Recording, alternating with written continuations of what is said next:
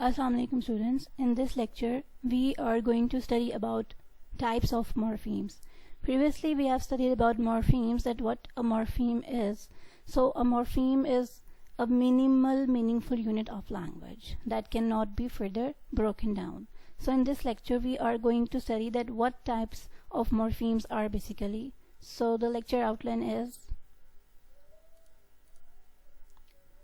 types of morphemes, then morph, and then what is allomorph. So let's begin towards the lecture. Types of morphemes.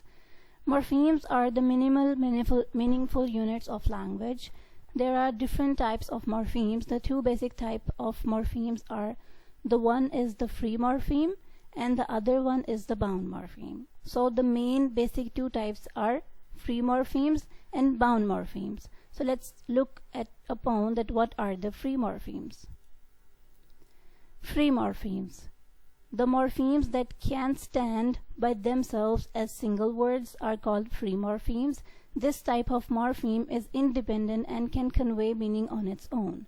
The free morphemes are actually the base words that carries the basic meaning. They can also be termed as root or stem or base. So previously we have studied about the stem or root, the terminology used in morphology. So the stem or root is what that is actually a word, a meaningful minimal unit that can convey meaning on its own and that cannot be further broken down. Like we cannot break the word into further parts. That is the minimal meaningful unit of language. So free morpheme is those type of morphemes that can not be broken down further and can convey meaning on their own. Like for example, we have teach, eat, happy, love, make, tall, ball, and etc. So the stems or the root or the base words are actually the free morphemes. So there are further kinds of free morphemes. Like the basic main types of morphemes are free morphemes and bound morphemes. Then free morphemes are further classified into two types. Which types? The one is lexical and the other one is functional. So let's see what is lexical and what is functional morpheme. Lexical morphemes. It is the set of ordinary nouns, adjectives, verbs, adverbs that carry the content or meaning of the message we convey. So the lexical morphemes are those morphemes which are actually containing the meaning or the message. They include noun, verbs, adjectives, and adverbs. Those words which actually contains the meaning, which actually have a meaning, have some meaning to convey. For example, girl, noun girl, house, market, and garden. So the sentence, just consider the sentence, the girl is eating the banana. Here the girl is eating the banana. Here the message we are getting from, which words we are getting from, by girl, eating, and banana. If we omit the word girl, eating, and banana, the message would not be conveyed. It is not possible to convey the message. So those words which actually contains the content or the meaning of the message we convey are called as lexical morphemes. What are functional morphemes? Functional morphemes, it is the set of words whose meaning is hard to identify but they have some grammatical function in the sentence. It includes articles, conjunctions, prepositions, pronouns, and auxiliaries. So those type of morphemes which have some grammatical function to perform in the sentence but they do not convey any meaning or they do not use to convey the message. For example, consider the previous example, the girl is eating the banana. Here the article the is auxiliary and are not conveying any message, but rather they are performing the function, the grammatical function in completion of a sentence, in making the sentence as grammatical. So conjunctions, for example, we have a sentence, Akram and Aslam are playing together.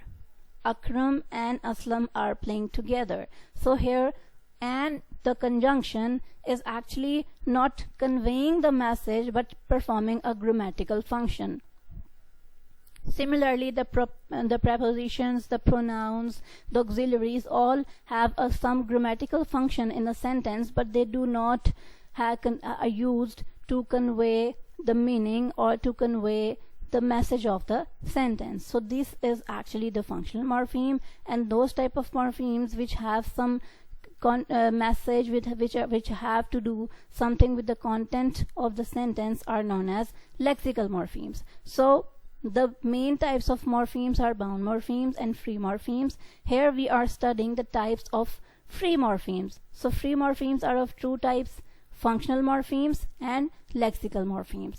Lexical morphemes are which carries the content of the message and which includes nouns, verb, adverbs, adjectives, and functional morphemes are those which do not convey any message but they have a grammatical function in the sentence. These includes articles, conjunctions, prepositions, pronouns, auxiliaries. Now moving towards the bound morphemes. So what are the bound morphemes? The morphemes that cannot, by the word bound, you may get the idea that something is bound and which is not free. The morphemes that cannot stand alone are called as bound morphemes. This type of morpheme cannot convey meaning on its own and it is dependent on other words to convey its meaning. These type of morphemes are actually the affixes in the English language. So in the previous lecture, I have told you about the affixations, the suffixes, prefixes, the infixes, the circumfixes. We have studied about the stem, the root, and affixes.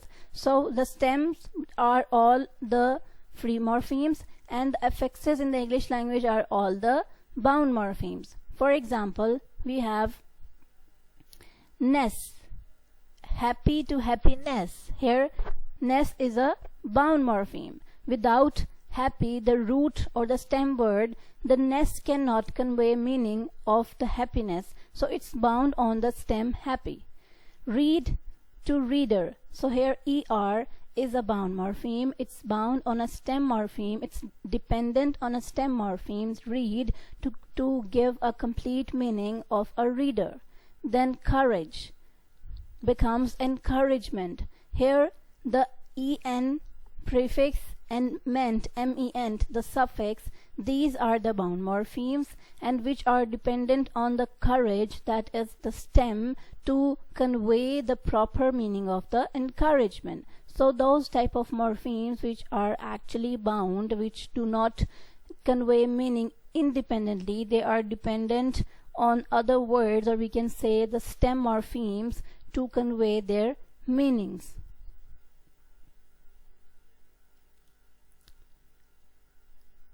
Again, we have some examples. Dress to dressed is a bound morpheme. Then kinds of bound morphemes. We have studied the kinds of free morphemes. Now kinds of bound morphemes. There are two types of bound morphemes. Bound morphemes are of inflectional type, or we can say are of derivational type. So bound morphemes are of inflectional or derivational type. So let's see what is the derivational morpheme. The derivational morpheme. These are the bound morphemes which are used to make new words or to make words of a different grammatical category from the stem. So derivational morpheme, by the word derivational, we are getting the idea that something is being derived, something is being created, something is being made. So this is actually the derivational morpheme. These are those bound morphemes which are used to make new words or new words of a different grammatical category, like from noun to verb. We are deriving from a noun to a verb, like encourage to encouragement. Encourage is a noun, encouragement is a verb. So we have changed from noun and we have derived another word, encouragement, by addition of ment bound morpheme, that is actually a derivational morpheme. We have made verb. Then teach. Teach is a verb. We have made teacher a noun. We have derived from verb to noun. Girl is a noun. Girlish is an adjective. So we have changed the grammatical category of the word noun to adjective. So the grammatical category of the word teach is verb, and we made a new word teacher, that is a noun, by adding a bound morpheme, that is a derivational morpheme, er. So this is actually the derivational morphemes. Now look upon the inflectional morphemes. What are inflectional morphemes? This type of morpheme is not used to produce new words in the language, but rather to indicate the grammatical function of a word. The inflectional morphemes do not change the grammatical category of a word. Inflectional morphemes are used to show if a word is singular or plural, past tense or not, and if it is a comparative or possessive form.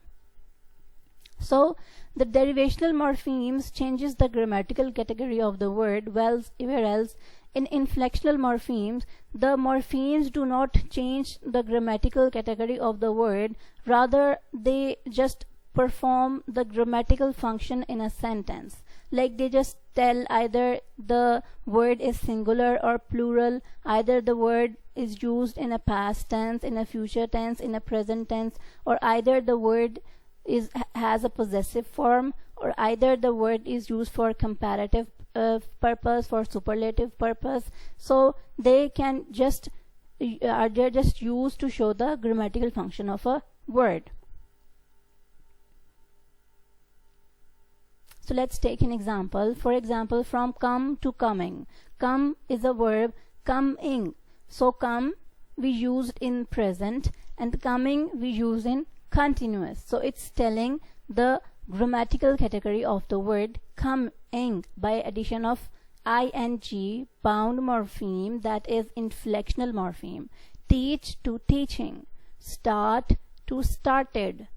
Started. We got the idea that okay, that the something is talking about past. Started. Cow, cows. Horse, horses. Tall, taller, the comparative form. Great, greatest. Girl, Liza's car. Here means you can just suppose that the car of Liza. So you just have to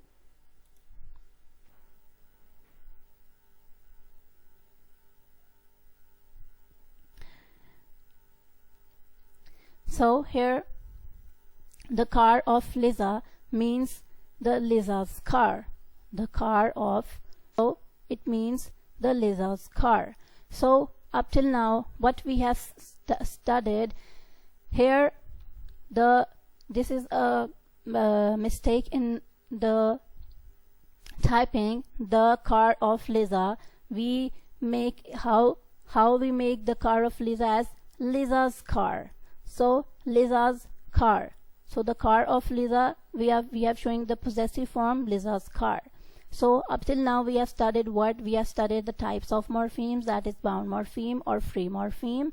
And the bound morphemes are what morphemes which can be divided further, the bound morphemes are the morphemes that can not convey their meaning independently, and they are bound or some other word or morpheme to convey their meaning. Whilst the free morphemes are the morphemes which are the morphemes which can convey the meaning independently. And then free morphemes are divided further into lexical and functional morphemes, and the bound morphemes are further divided into derivational and the inflectional morphemes. So now morphs and allomorph. Morph is the actual forms used to realize morphemes. Morph is a general term for all morphemes. So by saying it's a general term, by instead of saying morphemes, we say morph. Either the word contains two morph, or either the word contains three morph or morphemes. So if a word contains two morphemes or three morpheme or one morpheme, so we can say the word contains either two morph, three morph, or one morph. So it's a general term to indicate the morphemes. So now what are allomorph? A morpheme that has two or more different pronunciations are called allomorphs. So here the keyword is pronunciations. The morpheme is same, but when added to different words, it shows different pronunciations. Allomorph is phonologically distinct variant of the same morpheme. So here again the keyword is phonologically distinct variant. Phonologically means related to sound, distinct means different, and variant means variation of the same morpheme. So it's the variation, the sound variation, the pronunciation variation of the same morpheme. Let's look at the example. Consider the words cat, dog, and horses. Plural of these words as in making the plural for cat we add s morpheme. By making the plural of dog we add s morpheme. By making the plural of horse we add s morpheme. But in pronunciation we have cats, the sound is s. In pronunciation of dogs the sound is z, and in pronunciation of horses the sound is. So the same morpheme s having the different pronunciations, that these different pronunciations of the same morphemes are known as allomorphs. So these three variant distinctions, phonological distinct variations of the same morphemes are known as allomorphs of the same morpheme. So the morpheme s is added to the above the words to make them plural, but the sound or the pronunciation of each morpheme is different. So in this lecture, this is all about today's lecture. So in this lecture what we have studied about the types of morphemes. A morpheme is the meaningful unit of language. The morphemes have basically two main types. One is the free morpheme and another is the bound morphemes. So further, bound morphemes and free morphemes have classified further. Bound morphemes has two types, the derivational and inflectional, and the free morphemes has two types, the lexical and the functional morphemes. Then we have studied about the morphs, and then we have studied about the allomorphs. So these are some references where you can get the more information, and this is all about today's lecture. Thank you. Allah Hafiz.